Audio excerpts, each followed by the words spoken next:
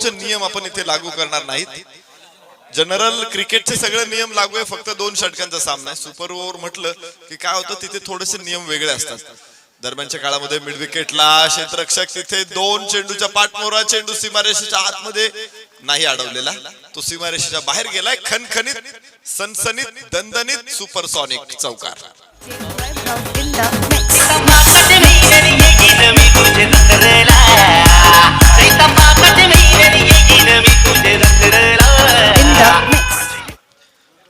बघा, power play कुठलाही नाही, पण क्षेत्ररक्षणाचं रिस्ट्रिक्शन आहे. तिथे 4 क्षेत्ररक्षक तुम्हाला सर्कलच्या आतमध्ये ठेवायचे. यावेळेस ग्राउंड शॉट डीप लॉंग ऑफला क्षेत्ररक्षक चेंडूवरती झेपावलाय, पाहिजे धाव घ्यायची आहे, परंतु इथे पुन्हा एकदा वेळ आली होती, परंतु काळ आला नव्हता. गोलंदाज चेंडूला व्यवस्थित पकडू शकला नाही, थ्रो अडवू शकला नाही, आणि त्याचमुळे या 2 धावा पुन्हा एकदा धावफलकावरती पुढे घेऊन जातील. धावफलक दाखवतोय 8 धावा. पहिल्या षटकामध्ये खूप चांगली सुरुवात. धर्मवीर छत्रपती संभाजी महाराज फाउंडेशन सातत्यानं पालकमंत्री प्रीमियर लीग या स्पर्धेचं आयोजन करते. आपले सर्वांचे नेते, लाडके नेते, विशेष म्हणजे जनसामान्यांचे आधारवड एकनाथजी शिंदे साहेब यांचा सन्मान. यावेळेस चेंडू सीमारेषा पार, षटकार. माझा पदर बाईली नव्हते भांडत अन काळूबाईचं महाल माझ्या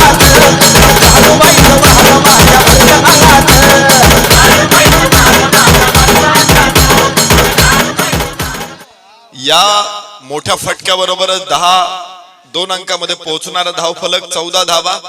यावेळेस परत एकदा मिड विकेटला. यावेळेस क्षेत्ररक्षक समोर असेल. फटके चांगले खेळलेले आहेत, परंतु बरेचसे फटके हे क्षेत्ररक्षकांच्या हातात गेलेले आहेत. गॅप काढणं ही एक कला आहे. मोकळ्या जागेत फटके खेळणं ही सुद्धा कला आहे. आणि फलंदाजाला तुम्ही विचार करा, जर अशा प्रकारचे फटके खेळायचे असेल तर चेंडू डिलिव्हर झाल्यानंतरचा वेळ बॅट पर्यंत येईपर्यंत किती वेळ असतो त्याच्याकडे?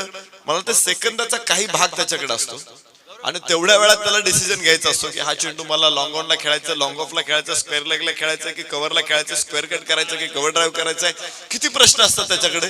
परंतु तो तेवढ्या वेळात उत्तर शोधतो. परत एकदा पाहायचं इथे, मला वाटतंय त्याने गळ्यामध्ये दगड अडकवला होता, अक्षरशः पाण्यात उडी टाकली होती. सुदैवाने मला वाटतं पाणी तरी कमी होतं, नाही तर दगड तरी गळ्यातून निसटलाय. धावफलकावरती आहेत 17 धावा.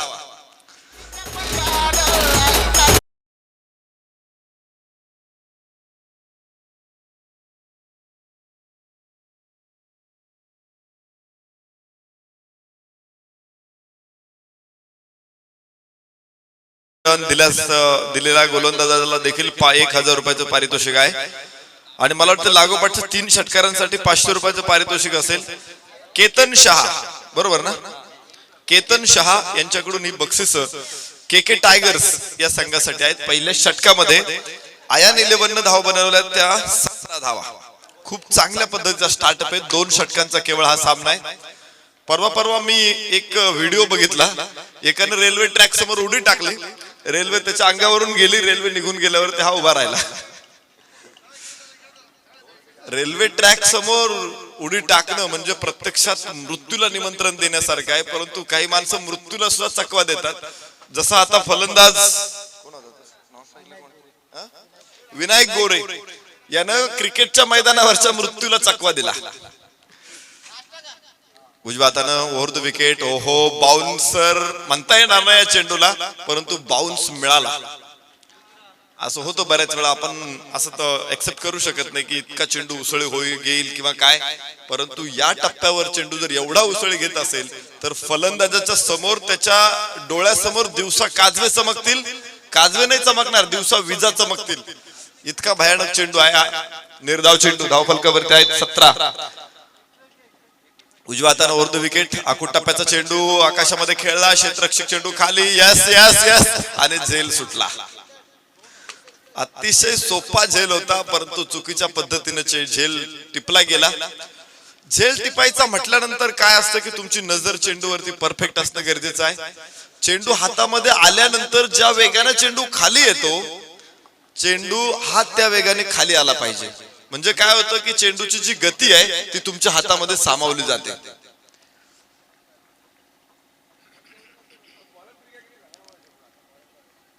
न्यूटनचा नियम तुम्हाला माहित असेल, गतीचा नियम. यावेळेस हा चेंडू, अशा 3 नियम आहे न्यूटननी जे विज्ञानाला दिलेले आहेत, विज्ञानाला म्हणजे मानव जातीला दिलेले आहेत, आणि बरेचसे शोध या नियमांच्या आधारे लागलेले आहेत. तुम्ही जितकं बल एखाद्या वस्तूवरती प्रयुक्त करताना ती वस्तू निर्जीव जरी असली तरी तेवढंच बल तुमच्यावरती प्रयुक्त करते. त्यामुळे हात तुमचा एका जागेवर असेल, चेंडूचा आघात हातावरती होतो, तुमचा हात सुद्धा तुमच्या नकळत तेवढा बल, तेवढी शक्ती त्या चेंडूवरती लावत असते आणि चेंडूला परिणामी बाउन्स मिळतो. परंतु तोच हात जर तुम्ही तसा खाली घेतला तर तिथे चेंडूचं जे बल आहे ते तुमच्या हातामध्ये सामावलं जातं आणि झेल सहजपणे टिपला जातो. यावेळेस धावबादची संधी. जो कुएं में छलांग लगाएगा भगवान उसे क्या बचा पाएगा, अशी एक म्हण आहे. ज्याला विहिरीत उडी टाकायचीच आहे, परमेश्वर त्याला कदापि वाचू शकणार नाही. फलंदाज बाद झाला. इथे धावफलकावरती तुम्ही बघताय 22 धावा, षटक क्रमांक 2 मैदानामध्ये सुरू आहे. गोलंदाज सुशील मसने.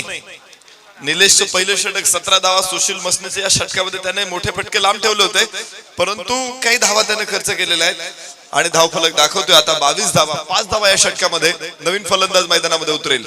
आयन 11 विरुद्ध के टायगर्स. या दोन संघामध्ये नॉकआउटचा हा सामना आहे, बाद फेरीचा सामना. अर्थात आपण त्याला प्री क्वार्टर म्हणू किंवा उपांत्यपूर्व फेरीचा सामना. काही शब्द मराठी सांगायचे म्हटलं की खूप जड जातात, लांब असतात. उपांत्यपूर्व फेरीचा सामना. आपण फार तर उपांत्य सामना म्हणू शकतो, उपांत्यपूर्व म्हणू शकतो,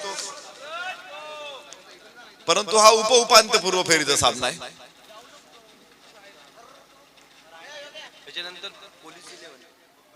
यानंतर पोलीस 11 या संघाला आपण पाहणार आहोत मैदानामध्ये खेळताना.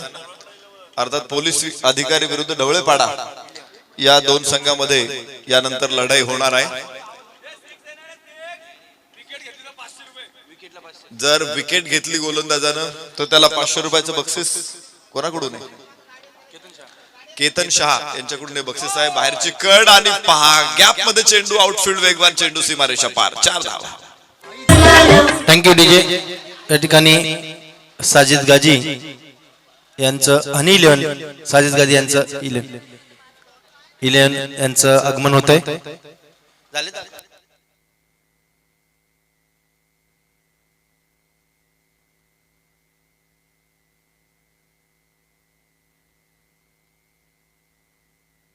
पुन्हा एकदा खेळाडूंना सूचना करतो की मंचावर पाहुणे आणि संघमालक यांच्याशिवाय कोणी बसू नये. आज शेवटचा दिवस आहे, भरपूर पाहुणे आहेत, त्यामुळे पाहुणे आणि संघमालक यांच्याशिवाय मंचावर कोणी येऊ नये.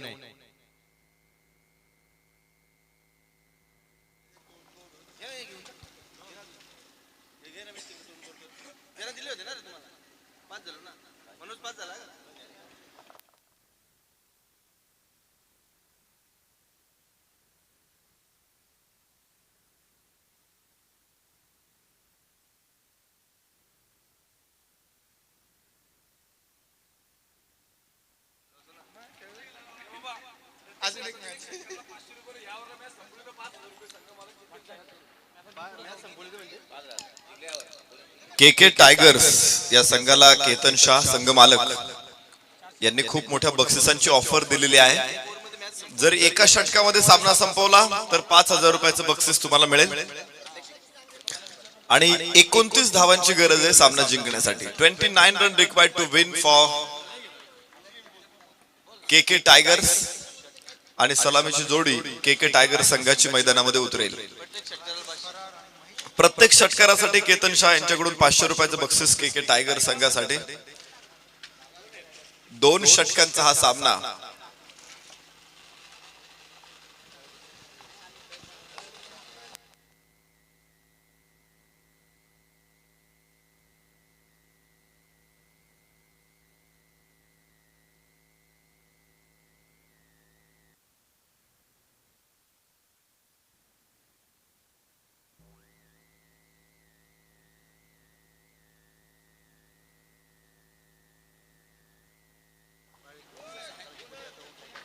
आज दिवसभर आपल्या समवेत अंपायर्सचं काम करणार आहेत, ज्यांना टेनिस क्रिकेटच्या विश्वामध्ये एक दर्जेदार अंपायर्स म्हणून ओळखलं जातं.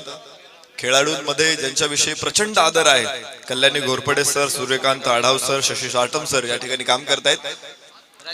गेले अनेक वर्ष सातत्यानं या अंपायर्सचा दरारा या मैदानावरती राहिलेला आहे. राजेश पराड जर नाबाद खेळी करून संघाला जिंकून दिले के टायगर्सला, तर साई केटरर्स यांच्याकडून 500 रुपयाचं बक्षीस मिळणार आहे. ही बक्षिसांची के टायगर संघासाठी खूप मोठी मालिका. उजव्या हाताने ओव्हर द विकेट, पहिला चेंडू इनसाइड आउट, पाहायचं क्षेत्ररक्षक तिथे आणि चेंडू अडवला. अखेर एक धाव फक्त धावफलकावरती मिळेल. सिलेक्शन होतं शॉटचं, परंतु टायमिंग करता आलं नव्हतं यावेळेस फलंदाजाला. गरज आहे टायमिंगची. वेळ साधणं हे खूप महत्वाचं आहे.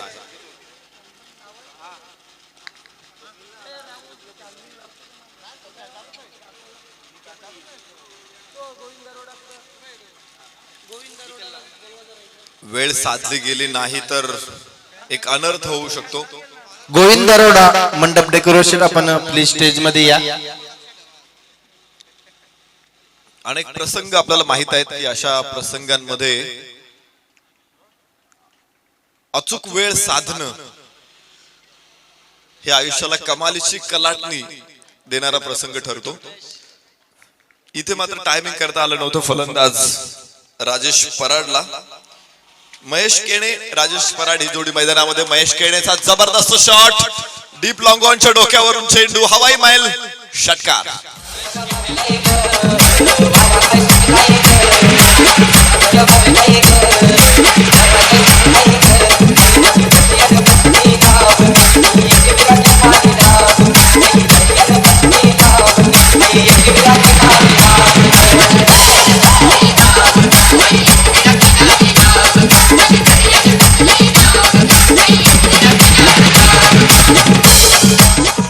चला, महेश केवणे हे वादळ नाहीये तर तो ज्वालामुखी आहे. 6 चेंडू मध्ये 6 षटकार आणि गोलंदाज त्याचा भाऊ आहे, म्हणजे सक्का भाऊ पक्का वैरी आहे. जमलंच. हा चुलत असू दे भाऊ, ते मराठ्यांना शापच येतो. इथे भाऊ म्हणजे पक्का वैरीच असतो. मैदानामध्ये तसंच आहे, एक भाऊ भावाच्या समोर उभा राहिला. यावेळेस परत एकदा चेंडू आकाशामध्ये. यस, डेफिनेटली क्लिअर दी बाउंड्री लाईन. चेंडू षटकार.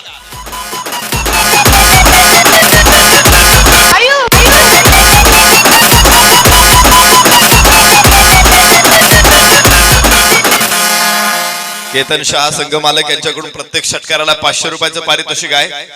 2 षटकार ओळीने खेळलेत महेश केवणेनं. या अगोदर 6 चेंडू मध्ये 6 षटकार ठोकून 38 धावांची गरज असताना पटकावणारा तो खेळाडू आहे महेश केवणे. एक मोठं नाव नाही, एक मोठं वादळ आहे. रौद्रावतार तो धारण करतोय. रुद्रावतार वेगळा आहे, रौद्रावतार तो धारण करतोय.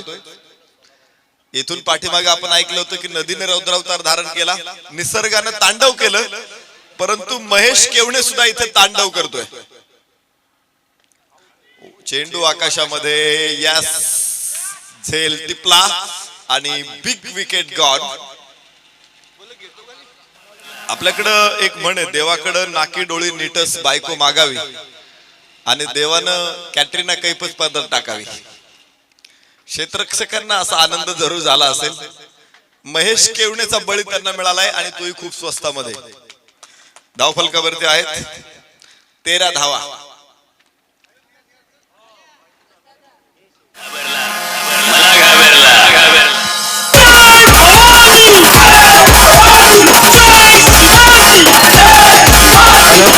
यानंतर पोलीस 11 विरुद्ध ढवळेपाडा 11 संघाचा नाणेफेक होईल. दोन्ही कर्णधारांनी स्टेजवर यायचंय. पोलीस 11 विरुद्ध ढवळेपाडा 11. ढवळेपाडा 11 संघाचे अविनाश केवणे स्टेजवर आहेत आणि पोलीस 11 संघाचे सन्माननीय Avinashji Patil API Thane crime bench येही उपस्थित आहेत. धावफलक दाखवतोय 13. एक गडीबाद 13. पहिलं षटक, एक झंझावात, एक झपाटा आता बाद झालेला आहे. महेश केवणे, त्याचं नाव महेश आहे आणि तुम्हाला माहिती आहे भगवान शंकरांनी तांडव नृत्य केलं होतं. त्याचं तांडव सुरू झालं होतं, तो बाद झाला आणि इथे त्या पाठोपाठ दुसरा बळी देखील टिपला गेला.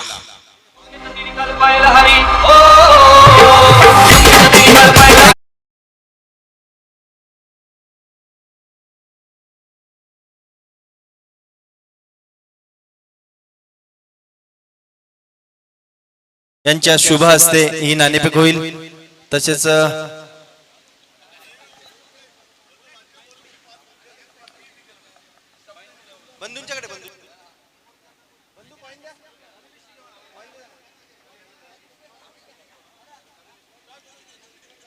घ्या, नाणेफेक करून घ्या.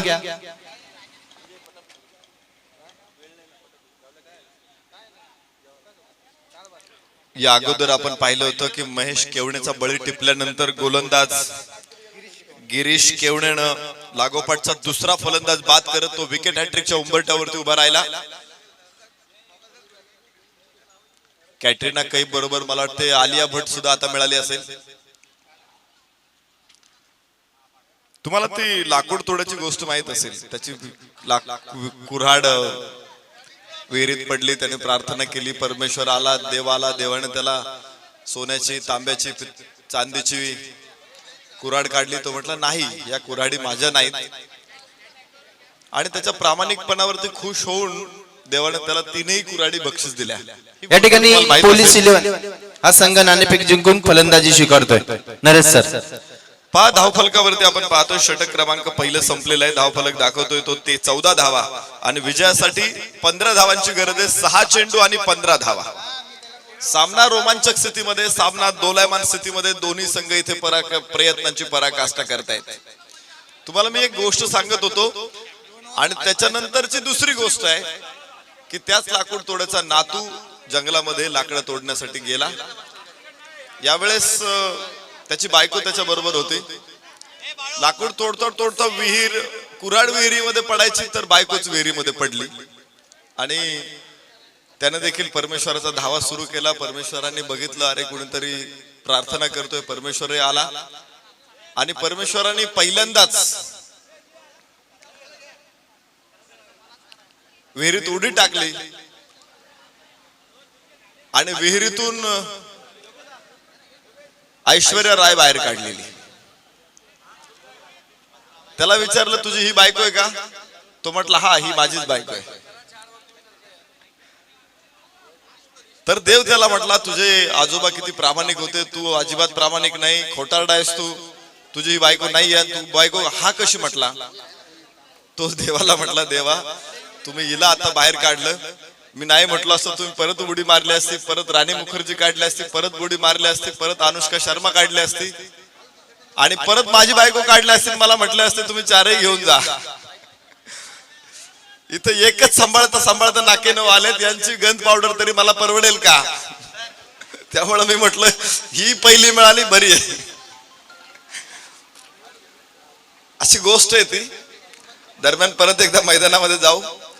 अर्थात सामन्याचा आणि या गोष्टीचा काही एक संबंध नाहीये. धावफलक 6 चेंडू आणि 15 धावांची गरज आहे. योगायोगाने मधला वेळ आपल्याला मिळाला. खरं तर एवढे मोठे किस्से क्रिकेटमध्ये सांगता येत नाही. आमच्याकडे वेळ खूप कमी असतो आणि तुम्हाला सामन्यामध्ये तसंच तयार ठेवायचं असतं. सामन्यामधून आपलं लक्ष विचलित न होता हे काम करणं समालोचकांसमोर अवघड असतं. चेंडू खूप उंच आकाशामध्ये जमिनीवरती पडतो, नाही, झेल टिपला गेला, फलंदाज बाद. कल्पायला हरी ओ कल्पायला हरी मनवारी तो मातरी कनवारी मातरी कनवारी मातरी कनवारी मातरी कनवारी मातरी.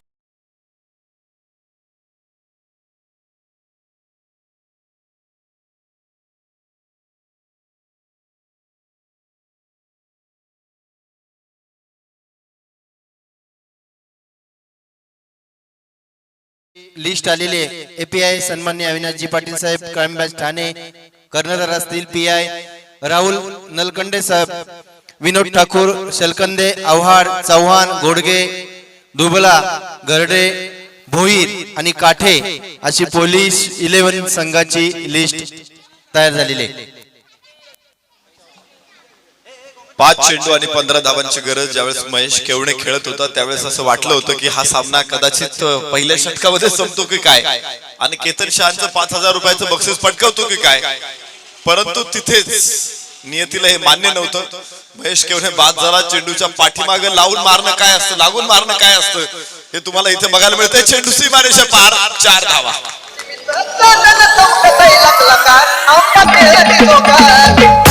Santa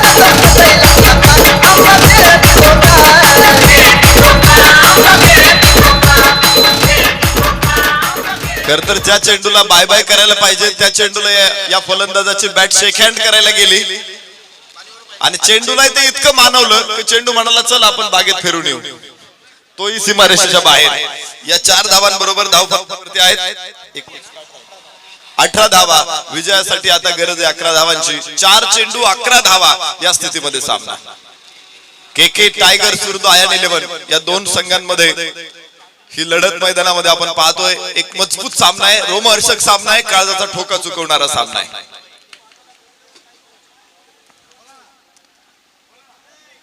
उजव्या हाताने राऊंड विकेट. यावेळेस आखूड टप्प्याचा चेंडू. अपील तिथे प्रश्न विचारला जातोय. पंचांवरती या अपिलाचा कुठलाही परिणाम होणार नाही. निर्धाव चेंडू. निर्धाव चेंडू सुद्धा इथे खूप महत्वाचे असणार आहेत, कारण तुमचं जे प्रेशर आहे तो प्रेशर वाढवणारा हा चेंडू असतो निर्धाव चेंडू. आणि तुम्हाला माहिती आहे की ज्यावेळेस लिमिटेड ओव्हरचे सामने असतात, मर्यादित षटकांचे सामने असतात, अशा षटकांमध्ये निर्धाव चेंडू मेडन बॉल्स हे सुद्धा पराभवास कारण ठरतात. ओहो, यावेळेस बाहेरची कड. नशिबवान फलंदाज. चेंडू डीप फाईल लेग सीमारेषा पार. 4 रन.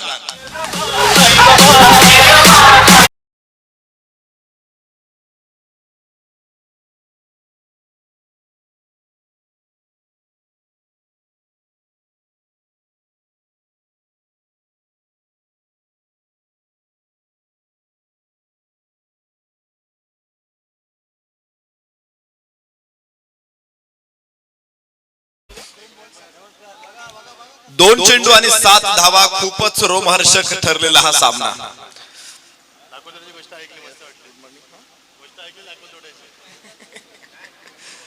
चला मैदानामध्ये जिथे धावफलकावरती दिसतायत तुम्हाला 21-22 धावा. 11 धावांची गरज आहे. उजव्याच्या बाहेर चेंडू. यावेळेस पंचांकडे मागणी केलेली आहे, परंतु फलंदाज शफल असेल. कदाचित उजव्याच्या बाहेर चेंडू असेल, परंतु फलंदाजाने स्टान सोडला असेल तर अंपायर वाईड देणार नाही. शेवटचा चेंडू. बरोबर. आता 7 धावांची गरज आहे. शेवटचा चेंडू आणि 7 धावा. षटकार मारल्यानंतर सामना टाय होऊ शकतो, परंतु आपला स्पर्धेचा नियम आहे की कंपल्सरी चेसिंग. तुम्हाला आता वाईड नो चेंडूची वाट बघावी लागेल आणि असे चेंडू जर तुम्हाला पाहिजे असतील तर प्रार्थना कराव्या लागतील. लाकूड तोड्याच्या मदतीला देव धावून आला होता, परंतु तुमच्या मदतीला येईल की नाही हे आता मी सांगू शकत नाही. देव पाण्यात ठेवावे लागतील.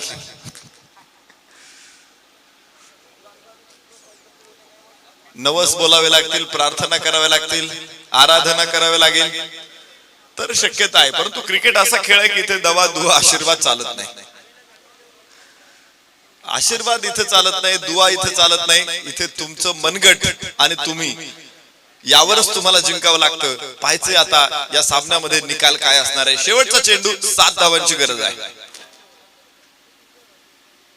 ओहो, जमिनीच्या समांतर खेळलेला हा फटका आणि इथे परतीचे दोर कापले गेलेत, नवे नवे पंख छाटले गेलेत आणि टायगर्स मात्र पराभूत होत आयन 11 विजय मिळवला आणि उपांत्यपूर्व फेरीमध्ये